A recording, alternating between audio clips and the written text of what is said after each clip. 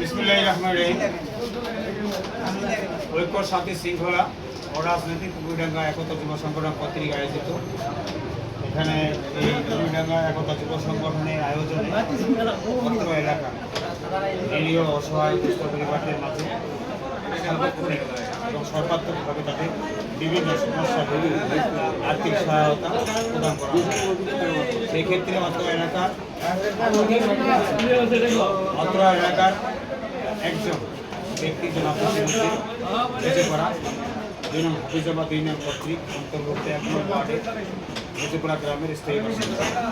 তাকে তার মেয়ের বিবাহ বাবদ আর্থিক অনুদানের ক্ষেত্রে ছাগল এই কুকুরডাঙ্গা একতা যুব সংগঠনের পরিচালক জনাব জসিমউদ্দিন আহমেদ এবং সকল অঙ্গ সংগঠনের